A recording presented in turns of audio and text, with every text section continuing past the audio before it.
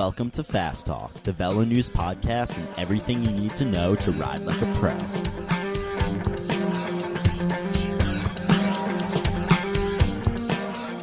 Fast Talk is sponsored by Quark, maker of kick-ass bicycle data systems like the Quark Collector. Waterproof and wearable, it's the perfect tool for coaches and data-dedicated athletes. Collector uses GPS, ANT+, and cellular technology to let you seamlessly sync your high-definition data, share real-time tracking, and connect with fellow riders. Find out more at quark.com/collector. This collector thing sounds like it has you written all over it, Trevor. It's hell yeah. It's like peak nerditude. I say that in the most loving possible way. This is Trevor geekiness on the fly, real time. No, I think the position that you are in, which obviously it's different, the best position to be in is different in every single race, which is part of what makes sprinting so difficult to master. But I would say that honestly above everything else, because especially in certain races, if you put yourself in the right spot, no matter how fast somebody is, if they're 2 wheels off you, they just won't have time to pass you. And then I would say second to that is how fast you actually are. Welcome back, dear listeners, to another episode of Fast Talk. I am Kaylee Fritz, sitting across the table, as always, from Coach Trevor Connor. Today, we're talking about sprinting. We're going to touch on a whole bunch of different topics here. We have Eric Young, a top sprinter on the domestic circuit, in as a guest. Actually, he's on the phone as a guest. We will be discussing genetics and sprinting, whether sprinting itself is mostly based on the way you were born or if you can train it. We're going to take a look at power versus positioning, what you need to be able to do in the final 5 minutes or so of an event, and how important it is to be in the right place for those last 5 minutes.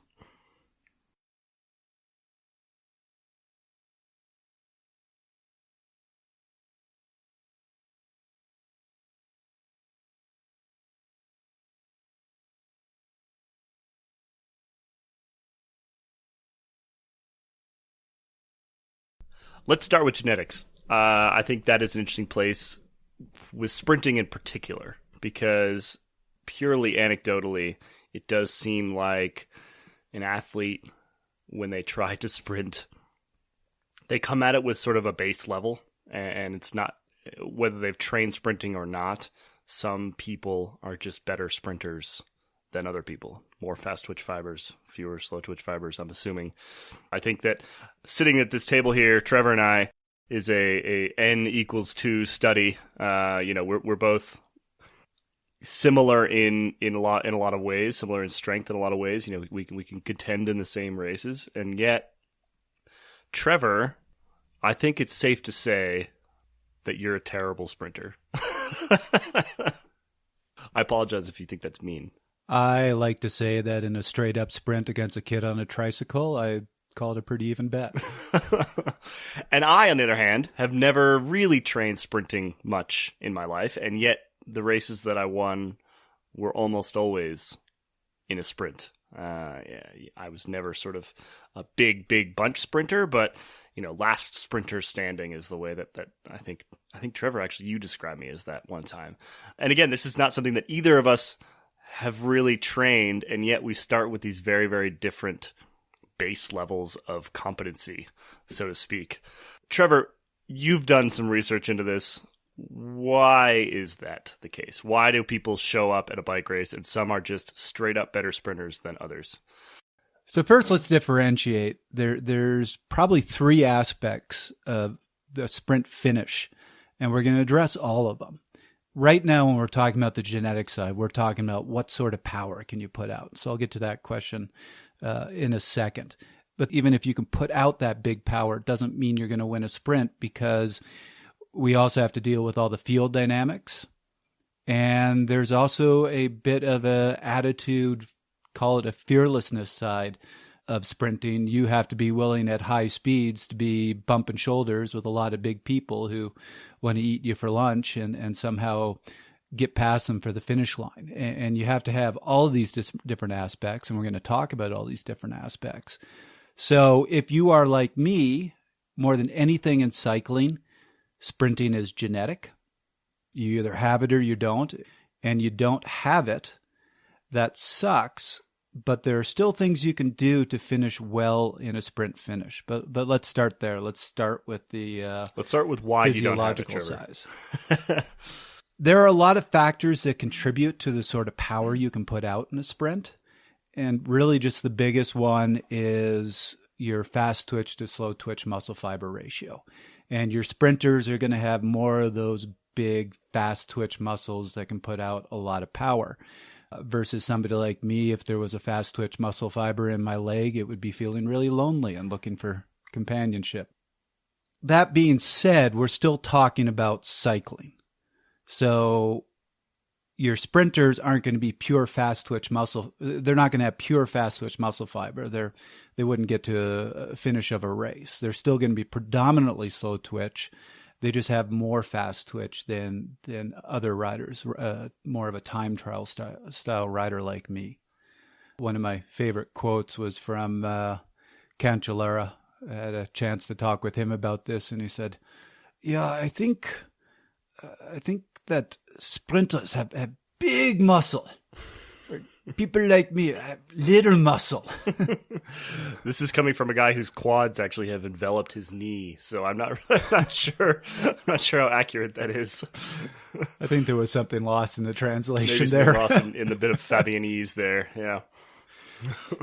So you have to have those fast twitch muscle fibers. You have to have that power in your legs. Your extreme, you look at your pure track sprinters, they are all fast twitch. And they have those huge legs where if you put even a tour sprinter next to one of those guys dwarf the tour sprinter. And you can see the track riders putting out 2,700 watts. You know, I knew one of those guys, and I loved to look at his bike because he couldn't ride a normal chain. He had to have something that looked like a cross between a motorcycle chain and a road bike chain because he would snap a normal road bike chain. So there are other factors in max power that are trainable, Trevor? So yes, ultimately to put out big power, you need to have the right muscle fiber composition. But there are other factors that contribute to max power that are trainable. So you can improve your wattage, but if right now you're putting out 1,000 watts, you're not going to be able to put out 2,000 watts. You might be able to get it up to 11, 12, maybe even 1,300. There's going to be a range. Some of the other factors are cadence, your fatigue at the end of the race, and position on the bike. So one of the really interesting ones is let's look at cadence. And well, Trevor, we previously discussed power and how power is largely, well, not largely, it is a function of cadence. Cadence is included in the calculation of power. So that would suggest to me that to produce more power, you can also just up cadence without actually increasing force. I'm going to guess that that's the direction you're going with this. Right. So there's two ways of increasing your wattage. One is with strength, so you maintain your cadence and you just push harder on the pedals. The other way is to increase your cadence. Both are going to raise your power. And one very interesting study they were using track cyclists and looked at what cadences they put out the highest wattage. And what they were seeing was the optimal range for peak wattage was around 120 to 130 RPM. And that it can so peak wattage can vary up to 20%.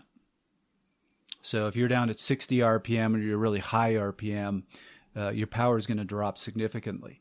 Interestingly, what they found with track riders is they still sprinted upwards around 155, 160 RPM, even though they couldn't put out as high a wattage. And I think the reasoning for that is they were sacrificing a little bit of peak power for a little better acceleration because they would use a smaller gear that they could turn up speed much quicker.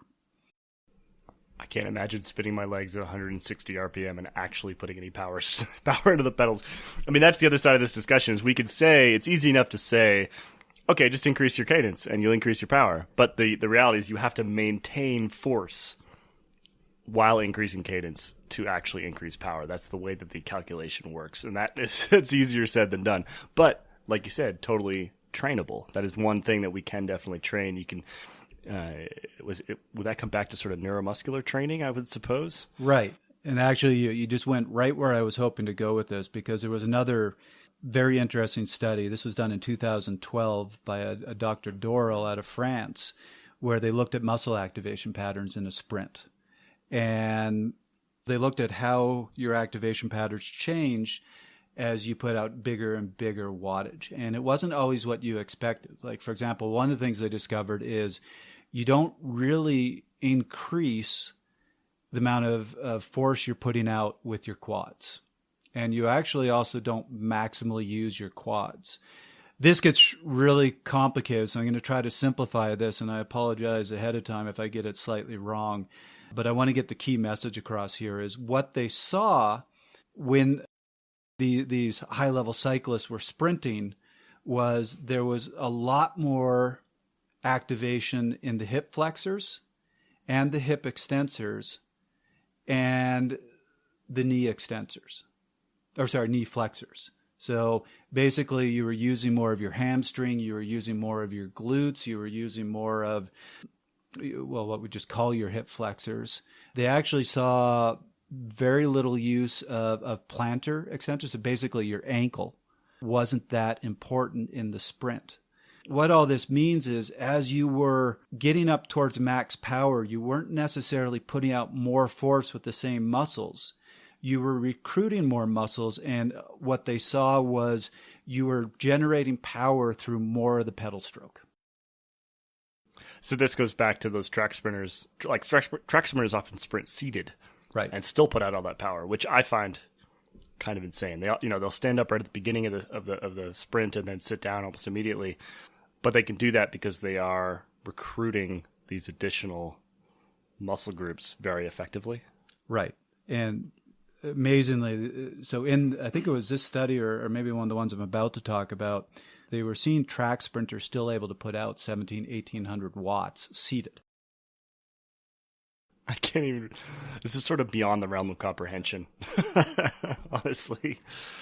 But you touched on the really important thing. As soon as you are talking about you need to do higher cadence, you need to pedal through more of the pedal stroke, you need to recruit more muscles. All this goes back to our conversation about neuromuscular recruitment. So you want to be a better sprinter, spend a lot of time doing that neuromuscular work, which we had that great conversation with Grant Hollicky about neuromuscular training. And so we've made fun of me for not being a good sprinter. I'm going to make a little more fun of myself. A couple of years ago, VeloNews asked me to test what's called the Watt bike, which actually shows your pedal stroke.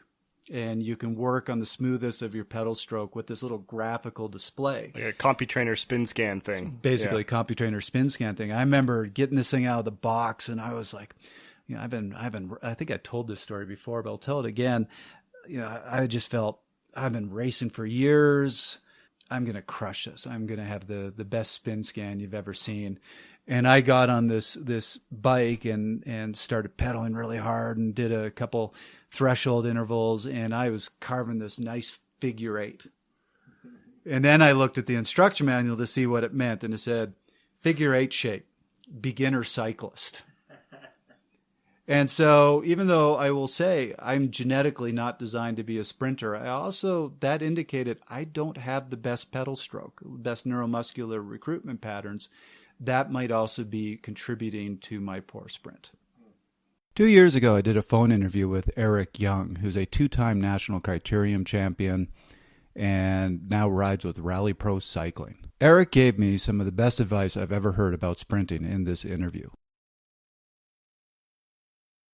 And what's your feeling about sprinting? Is it something that you can really train, or is it something that's genetic? You either have it or you don't.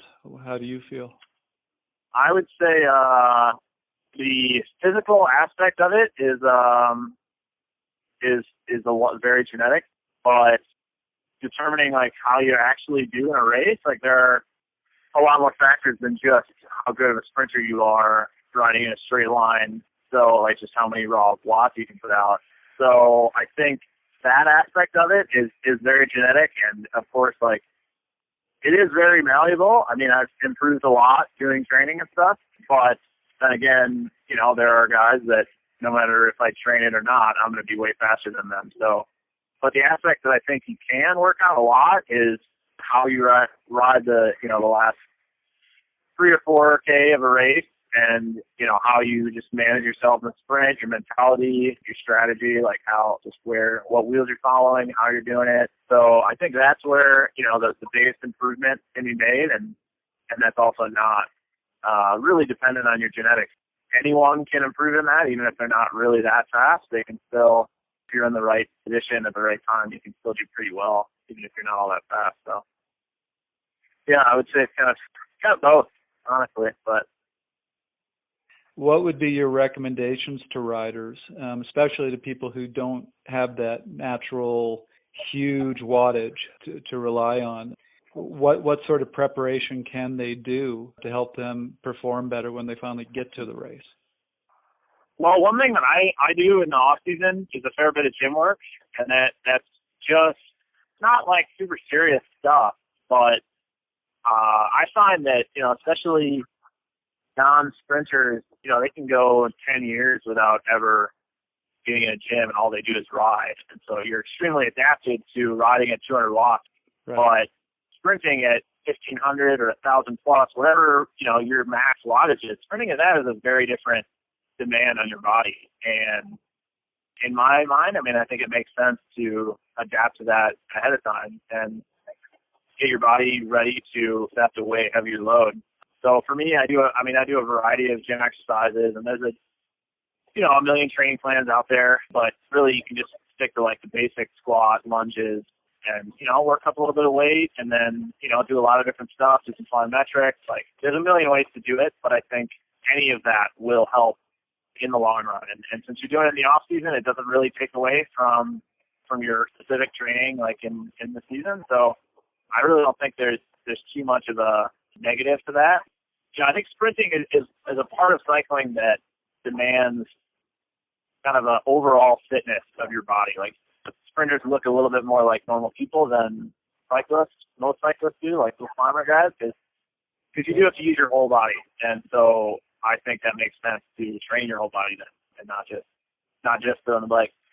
So that's always my first piece of advice. I mean, I guess for most people, most non-sprinters, it would be, obviously they want to get like faster and stronger or whatever, but maybe on average, their weakness would be their leg speed and their cadence when they're sprinting.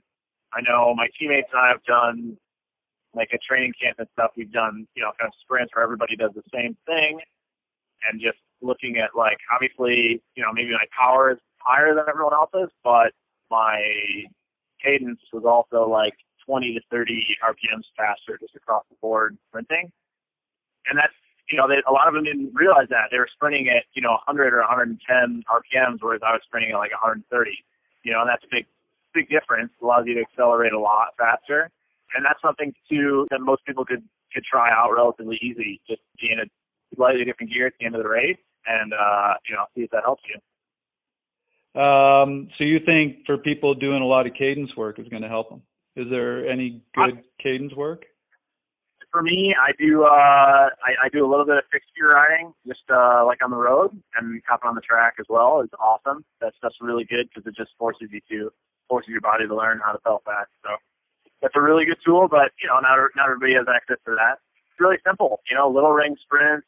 Even when you're just in a normal sprint situation on a group ride, just put it in the low ring, and then you'll be in the 11 or 12, and you're going to be under geared, and just try to do as best you can. Like, even if you're just spinning as fast as you can, and you're sitting on the wheel of the guy that's sprinting, you're still learning quite a lot, and your body's adapting to that.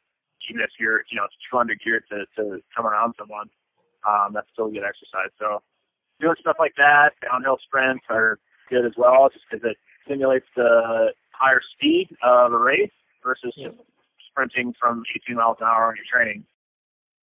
We can really split sprinting into two pretty definitive parts, maybe even three, actually.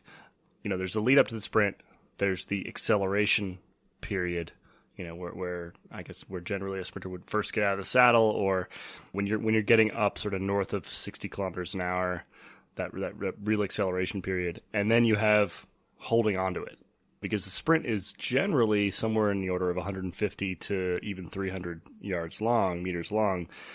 Let's talk about the difference between the jump and holding it. That's a really important distinction, and that leads to one of the last studies that I'm going to mention. And again, we'll put all the references up on the website for anybody who wants to see these. They took track sprinters again, very high-level track sprinters, and looked at a variety of factors over a 60-second effort. And what you saw is that max power, that big power that these track sprinters can put out, was really in the first 12 seconds. That's where they were hitting 2,000 watts. After that, for the rest of the effort, so we're talking 45-ish seconds, their power dropped right down to the 500-watt range, which even I can generate. What they concluded from this study was that there's two distinct parts to the effort. There's the initial acceleration, because they were doing a standing start, where you need that max power. After that, they were saying 74% of what you were fighting or trying to overcome was aerodynamic drag. So really at that point, it became a lot more about getting low and reducing that frontal profile so that you had less drag. And it was far less about power. This gets really important because, on the track, you have to get yourself up to speed. You need that big power. In a road race or in a crit, you're already accelerated. So that huge max power isn't that important. And to really make this point, that same study looked at, I believe it was the sprint finish in a race that Cavendish won. And they showed that he maxed out. This is a big Pro Tour race. His max wattage to win this race in the sprint was 1,097 watts. Which is not very many watts. I can do that. Even Trevor can do that. Even I can do that. However, where it gets more impressive is they showed that in the 3 minutes leading up to the sprint, he averaged 490 watts. Right. And that we're gonna talk a little bit more about that lead up and positioning in a minute. But the major point here is, the way that you translate that track study into road racing is by looking at, you basically consider that acceleration is mostly going to happen behind teammates or within the field. And then once a sprinter hits the wind, then yes, they're going to put out their full blast of power. But that may not actually be that much. And because there's a lead out, the speed is already really, really high. In the World Tour, these guys are sprinting at 70 plus kilometers an hour sometimes, depending on the finish. In an average amateur race, you're definitely going to be sprinting over 30 miles an hour, so well over 50 kilometers an hour. Aerodynamics at that point is the number one priority, basically. And this is why when we look at top sprinters like Mark Cavendish, Caleb Ewan, there is an increasing trend toward very, very low, very, very aerodynamic sprinting positions, because there's essentially two ways to skin this cat, right? There's the Marcel Kittel way, the Andre Greipel way, where you just put out big, big, big power and overcome the air resistance of being a big guy high up on a bike. Or you do the Cavendish Caleb Ewan way, where you basically put your face on the handlebars and probably produce 300-400 watts less than those big guys, but you can still beat them sometimes. Right. And this is why when an athlete that I'm coaching asks me about sprinting or sprinting for him, one of the things I tell him is eat your handlebars. If and you watch it on film, it looks like Cavendish is, every time he's going back and forth, it almost looks like he's putting his mouth on his handlebars. He's so far down. Yeah. And that's definitely, what helps those guys with that position is the fact that they're like 5'5". And if you're not 5'5", you're going to kind of struggle to do that. But there are definitely things that you can do in terms of positioning to make you much more aerodynamic. Keep the head tucked in, keep the shoulders tucked in, concentrate on not bouncing up and down so much. When you watch amateur sprints, they often do this sort of like chicken head cluck, bounce up and down thing. That is not an efficient way to be sprinting. So there's definitely that stuff just takes practice. You just need to go out and practice keeping your head down while putting out as much power as possible. So I think we've really covered everything about ways you can improve your power, improve the brute force of your sprint. And I think the message here is work on the neuromuscular side. Really, really work on that side of your training. Which leads us into this question of power versus positioning. And Trevor, I know that you dug up a study which I've actually seen referenced before. I think we at some point we did a story on it. But anyway, you dug up this study that looked at where a sprinter had to be in the final couple kilometers in order to win a race. And it was pretty consistent. It was actually more so than peak power. Positioning was a better indicator of final result than peak power was. Right. Start by saying I love these types of studies because they have to let their subject remain anonymous. But then they say things like, well, this rider took the green jersey at the Tour de France twice between 2008 and 2011, won X number of races. They mention some of the races. And at the end of all this, you go, why not just use the name? Sounds like Mark Cavendish to me. Sounds a lot like Mark Cavendish. So, yes, this was a study where they quite literally took footage of every single sprint finish that Mark Cavendish was in from 2008 to 2011. And first of all, you look at his stats, they're unbelievable.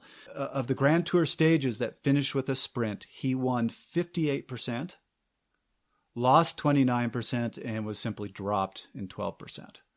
So from 2008 to 2011, if you were coming to a sprint and Cavendish was there, you were generally racing for second place. What was fascinating about this study, they quite literally sat there and watched the last couple minutes, and they marked where was Mark Cavendish at a minute from the finish? Where was he 5 minutes from the finish? And they looked at all these different trends to see if there's any correlations with how frequently he won or lost. And some of the things they found were at a minute from the finish, in order for Cavendish to win the race, he had to be positioned either second through eighth, and he needed to have at least one teammate with him. So at a minute from the finish, if he was ninth or worst place, he didn't win. If he was on his own, he didn't win. Another big trend they saw is generally to win, he needed to still have a teammate left with him at 15 seconds from the finish. Lead out guy. Yeah. Lead out guy. What the study really concluded was that positioning coming into the finish was as important, if not more important, than that final sprint in the last 15 seconds.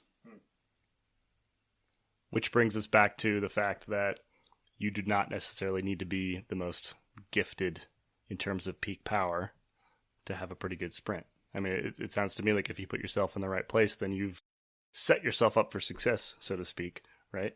I mean, you don't have to be Cavendish to be fourth wheel at 30 seconds to go in the race. You're just not going to gain or lose that many places at that point. Exactly. And as a matter of fact, we had a chance to talk with a sprinter who could kill both Kaylee and myself. I almost beat him at the Oval Crit one time. Was he in the race? He was in the race. Okay. I was like, I shouldn't say almost beat him. I was about half a bike length. And I did beat him. That's all right. Well, I'm impressed. I can't think of a good joke for. I'm going to just cut my comment there. Eric had a lot to say about this, especially about how important the positioning is relative to the sprint itself. So let's hear from him. No, I think the position that you are in, which obviously it's different, the best position to be in is different in every single race, which is part of what makes sprinting so difficult to master. But I would say that honestly above everything else, because especially in certain races, if you put yourself in the right spot, no matter how fast somebody is, if they're 2 wheels off you, they just won't have time to pass you. If you can put yourself in the best position possible that is going to be the best thing for you to do for sprinting. And then I would say second to that is how fast you actually are. So I guess that begs the question: how did you learn positioning? What would be your suggestions to them to work on their positioning?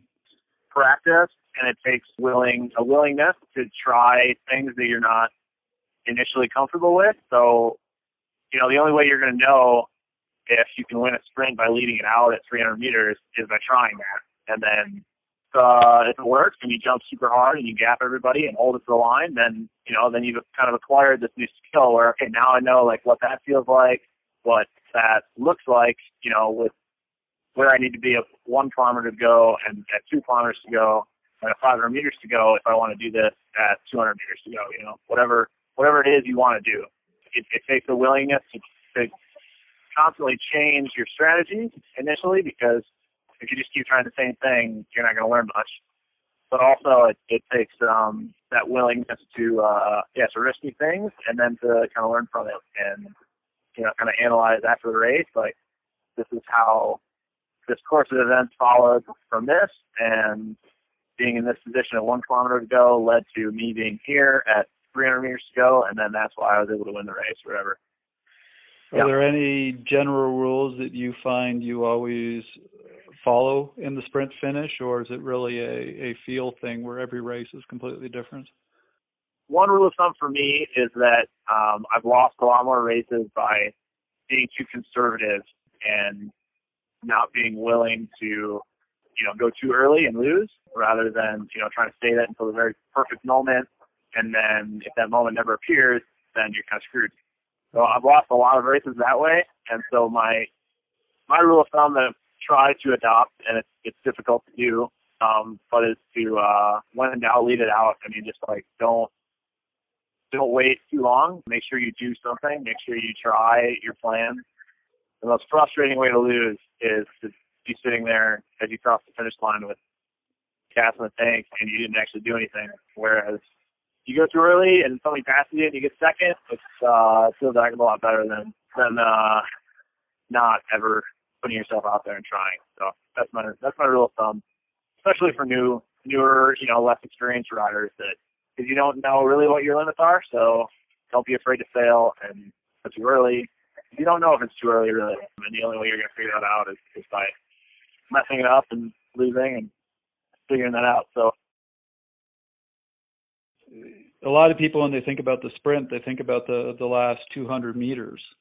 Right. How critical is that 4 or 5 minutes before that final 200 meters? Yeah, I mean, honestly, it's almost 99% of the whole sprint. For me, I've always been naturally fast as a sprinter, so it's kind of the last 200 meters, like, that box has always been checked for me personally, and it's the getting to that point in the right position with enough freshness in my legs to be able to sprint.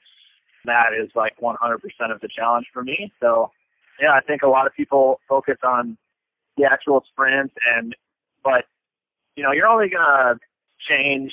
Say you go into a sprint third wheel, guy that is eighth wheel probably is never gonna pass you, even if he is faster than you. So you're only gonna change 1 or 2 or 3 wheels.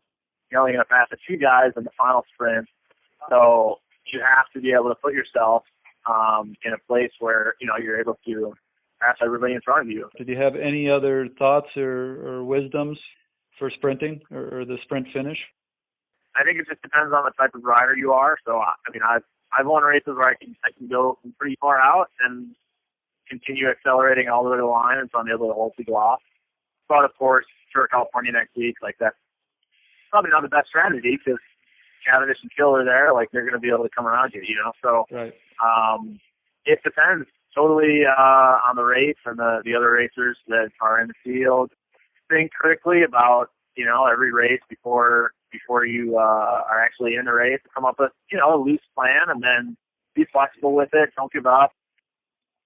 I can't remember who I heard this from, but if you're a climber and you're trying to win a mountaintop finish, you can make a few mistakes in there. If you don't accelerate at exactly the right second, or you're 1 wheel off the right guy or whatever, like, there's a little bit more room for error.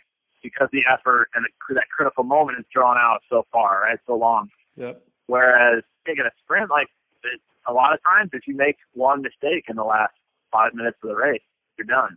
So, that's equally the most frustrating aspect, but it's also kind of cool. Like, you have to be perfect, and it's incredibly rewarding when it does work, and you can look back on the end of that race and just be like, I did everything exactly right that I could have done.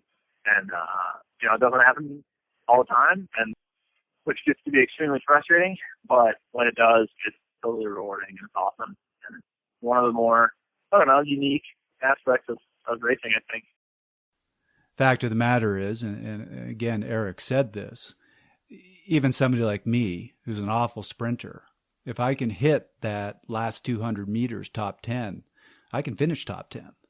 I might not win the race. A better sprinter is going to beat me, but even with my horrible sprint, I'm only going to lose 2, maybe 3 spots. So it's about getting there. It's about being there at that finish. That's very relevant for our listeners out there seeking things like upgrade points, which go quite a bit deeper than you might think.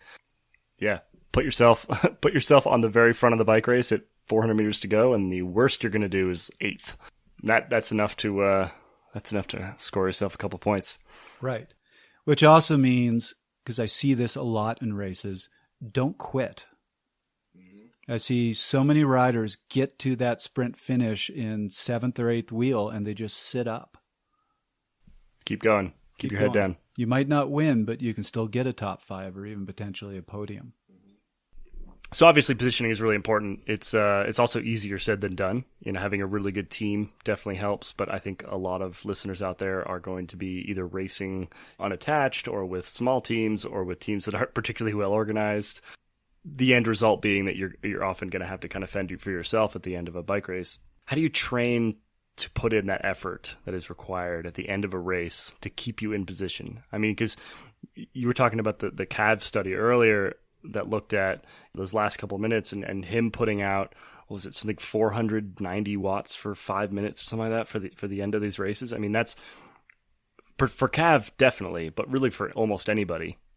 That's a VO2 effort. That's well over threshold for 5 minutes before you're going to try to lay down a race-winning sprint. So how do people train to do that sort of effort that is required to keep you in position?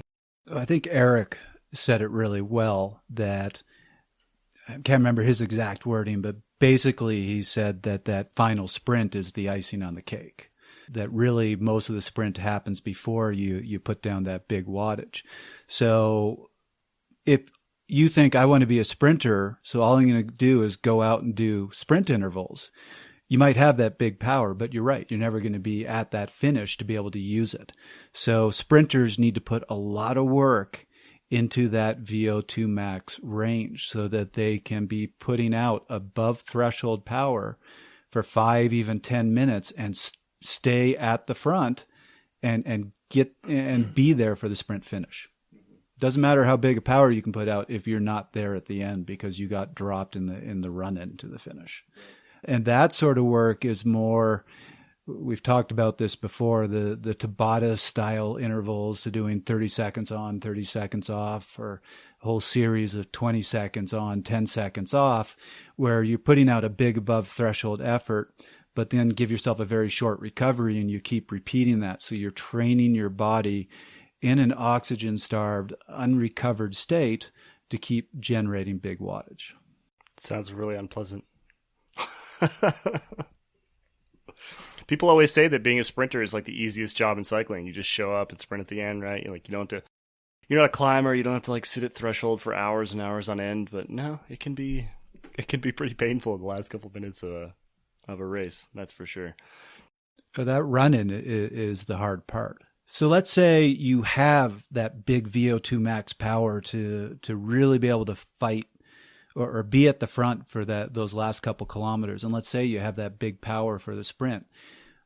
We still haven't covered everything you need to still do well in the sprint. There is the positioning side of it, and there is the confidence side of it. The sprint finish is one of the roughest parts of bike racing. It can be one of the scariest parts of bike racing because you, especially if you're in a pack sprint, you are shoulder to shoulder with a lot of guys or women who are ready to eat their own mother to get that win. I realized I wasn't a sprinter the day. So I had a chance to, I think it was Gord Fraser I spoke to, who is the winningest cyclist in U.S. history. He won more crits than any other rider ever has, I believe. I asked him what it took to win a sprint and got an answer that told me, even if I could generate 2,000 watts, I will never be a sprinter. He said, when I get to that final corner, I have to take it in a way that there's a 50% chance I'll win the race and a 50% chance I will end up in the hospital and not care which it is.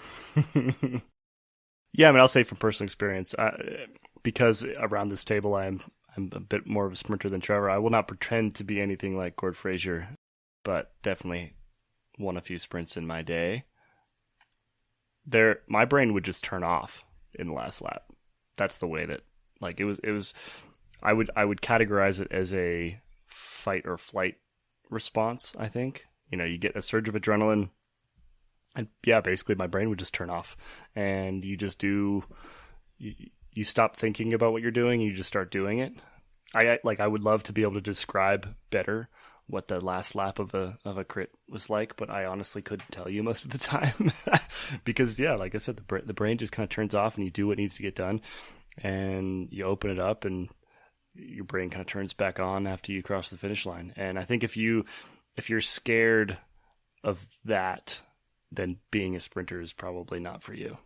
And if you're unable to sort of do the turn your brain off and just do it, then being a sprinter is probably not for you. Fast Talk is sponsored by Quark, maker of next-generation power meters and other kick-ass bicycle data systems. Their Calvin app is the digital wrench for Quark's power meter technology. Calvin uses Bluetooth Low Energy or ANT Plus to deliver firmware updates, diagnostics, power meter zeroing, and calibration from your desktop, laptop, or smartphone. Find out more at Quark.com. I think the best way I could describe it is when you are 40 miles from the finish and you want to sit 10th wheel in the race, for the most part, you can hold your position. When you are coming into a sprint finish, there is no holding position. It is constantly being fought for, and you just have to be moving up and watching for getting boxed in, watching for riders coming around you, and just every time you see a hole, you go and fill it. Every chance you have to move up 2 riders, you take it, or you are very quickly going to find yourself 40th wheel and out of the sprint. Yeah, basically, if you're not moving up, you're moving back. Like you said, there's no holding a spot in the last couple laps of a crit or something like that. If you're not actively moving up, you are moving backward, and so actively move up constantly. Every single hole that you see up the side, whatever. I mean, that's where it's helpful to have a really good teammate who understands that. You do have to be careful because sometimes if someone offers you a lead out and they don't know what they're doing, then if they end up losing position, then you also lose position. But for the most part, it's good to have somebody who's willing to burn matches a bit early, take you up the side of the field, particularly in an amateur event where that really works a lot better, and then drop you off in a position right when you need to be. So what are some of those tactics and I'm asking you, Kelly, because I'm not sure I've ever seen the last 2 kilometers of a race. What are some of the tactics when you're up there? And what are some of the tactics when you are solo versus you have a few teammates? Solo is tricky. I mean, solo can actually be better sometimes. It depends on the finish. I mean, solo, I would just generally find the nearest good sprinter and follow them around, or find someone with a team and follow them around. When you start getting into the higher echelons of bike racing, sometimes there's something called a sweeper, which is a teammate of a sprinter who actually sits on the sprinter's wheel and just protects it.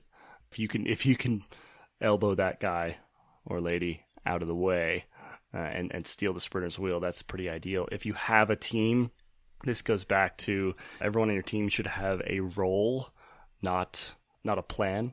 You don't want to tell people, okay, listen, Jimmy, you're going to pull from 1.5K to 1K, and Bob here is going to pull from 1K to 500, and Steve is going to go from 500 to 250, and then I'm going to take over. That's never, ever, ever ever going to happen.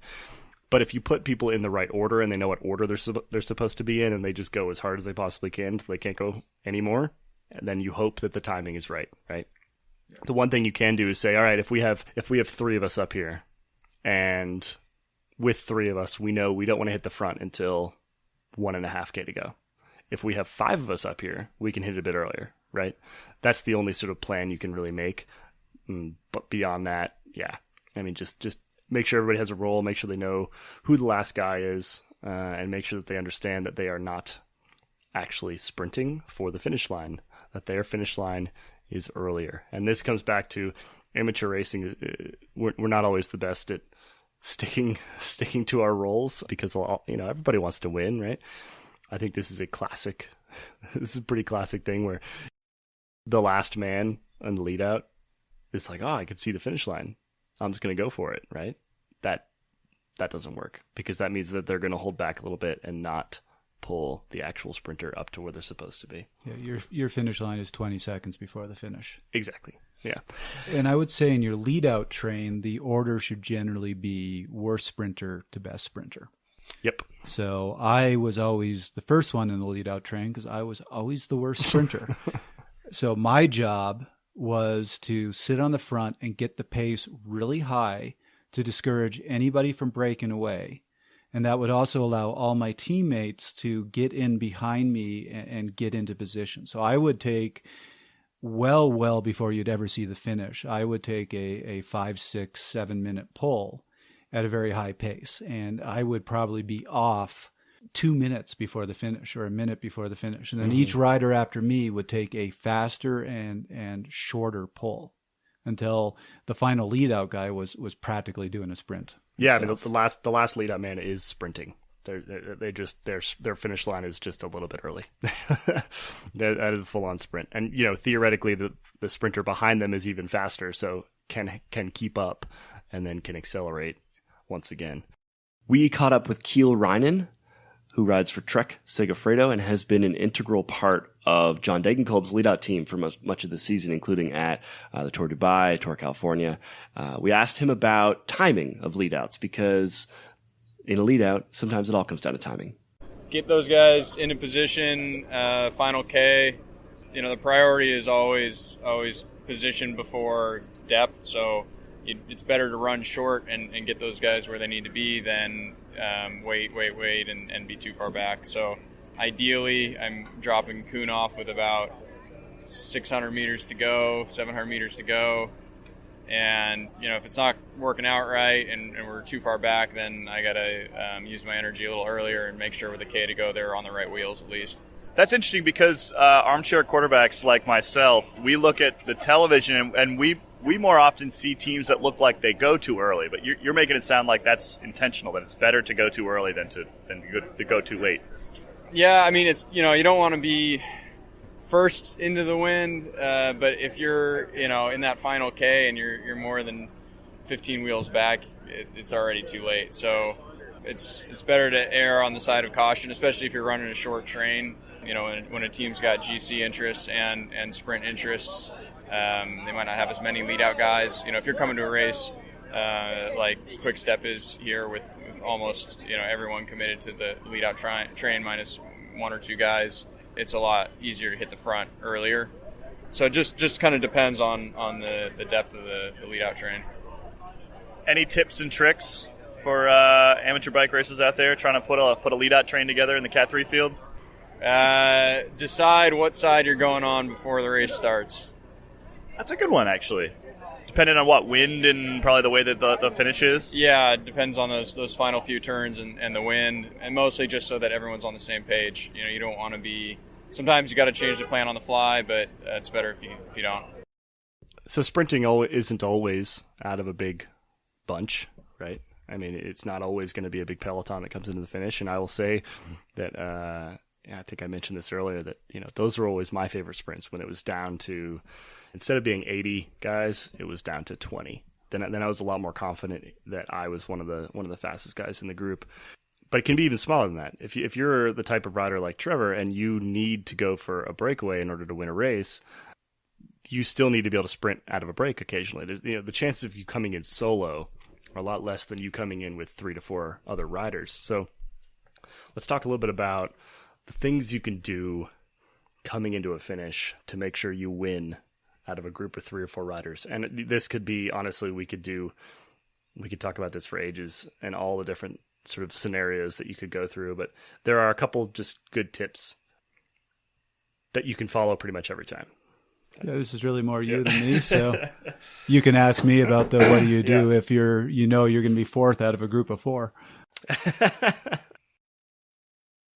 So the first thing you have to do is take stock of your own sprint abilities versus the group that you're in. And that, that comes down to knowing your competitors, which you will sometimes and you won't sometimes. Sometimes you just have to guess.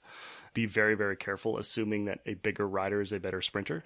That is not always the case. Anyway, take stock of the riders around you. Figure out, am I the second fastest? Am I the first fastest? Am I the 4th fastest out of this group of 4? And from there, you can start to kind of make your plan. If you are the slowest guy in the breakaway, it's worth giving it a shot a bit early. Going for the sneak attack, sitting at the back, 400 or 500 meters out, wait for a lull in the pace or for someone else to pull off and just go for it. And you sprint those first 100 meters like you're sprinting for a finish line. And then just try to hang on for dear life. Because if you're not a super strong sprinter, you still need to get that gap against guys that are probably able to jump a little bit harder than you. The only chance you have is to give it absolutely everything way earlier than they want to, and hope that they have a split second of indecision and don't jump on your wheel, and then hopefully you can motor into the finish line. If you're the fastest guy in the group, well, you can kind of do anything. The one thing you don't want to do is lead out. Yeah, so if you're in a breakaway and you're the worst sprinter, Trevor, you have some personal experience in this matter. Oh, we are in my wheelhouse now. What do you do? So if you're like me and pretty much you want to win a race, you have to cross the finish line solo, which means I don't win a lot of races. I do well in a lot of races. I don't win very many races. There's a few things you can do. Kaylee really touched on one, which is you have to size up all the people in the breakaway with you. And you have to figure out who are the sprinters. Then it's pretty much you got to get rid of them before you get to the finish. And I will tell you, if you're 5-10 minutes away from the finish and you haven't gotten rid of them, race is over. I see too many people try to make that last minute attack to try to do something. No, it has to happen much, much sooner. Don't wait for the last 5 minutes. The race is already over. Yeah, a good thing to keep in mind is that if you're the worst sprinter in the group, you might also be the best time trialist, right? Because our physiology kind of dictates that assuming that, that there isn't just some superstar rider in that group, the Peter Sagan, generally, if you have less sprint power, you're going to have more aerobic power. Use that to your advantage. That's where I was always at. So I always tried to turn the breakaway into, let's not try to be super conservative here. I'm going to waste a ton of energy. I'm going to force all them to waste a ton of energy. And my guess is they'll crack before I do. I would find you so irritating in a breakaway, Trevor. Yeah, you wouldn't like me at all. My thing was always do as little as possible. Which I wouldn't let you do. I would make you work and you would hate me. Yes, I would. I'd be yelling things. Ultimately, if you are the worst sprinter and you're in a breakaway of 6 or 7 and your chances of dropping all of them are slim, the best thing to do is basically put some change in your pocket. Meaning, identify somebody in there who has a decent chance of winning who you can help out. Look for somebody that you race a lot, especially if they're on a local team that you want to be friends with maybe some of the time. I often go up to that sort of rider and go, you need a hand? You need a lead out? I will help you out. So I will sacrifice that race, but knowing that since I help them get on the podium or win the race, there's going to be a race down the road where they might be able to help me. It could be as simple as it's a long race. I don't have a feeder there. Their team has a feeder. Hey, can you toss me a water bottle? And they're going to be much more amenable to helping you out. I think actually what more so than any sort of hard and fast tips here, because there are just so many scenarios that you could go through and each one is going to be different. Maybe the best thing, and maybe this is what we can really recommend, is go back and watch finishes of classics races when it's down to 4 or 5 or 6 riders.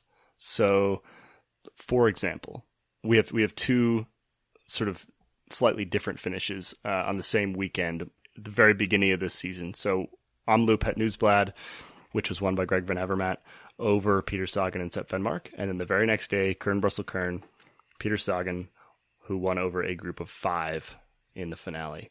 Those are two very, very different finishes. Go and watch finishes like that. Figure out in that group, what kind of rider am I? Am I Sagan? Am I Sepp? Am I Sepp with a slightly worse sprint? Am I Sagan with the best sprint? Am I Greg Van Avermaet with the sprint that's right in the middle? And look at how those riders played the finish and whether they were successful or not. So I think Omloop is a perfect example of Greg Van Avermaet versus Peter Sagan. Generally, Sagan's going to win that sprint. But Greg Van Avermaet timed it perfectly. He knew the finish. Sagan kind of took a weird line around that last corner. And the result was that Sagan never even came close to him. That's the kind of thing that you can really learn from watching pro racing. Yeah, I think the point here is that more than any other side of racing, the sprint is highly, highly strategic. And there are thousands and thousands of ways it can play out. As a matter of fact, pretty much every sprint finish is going to be different. So we can't give you here's how to win a sprint finish. You just have to look at the scenarios. Be smart.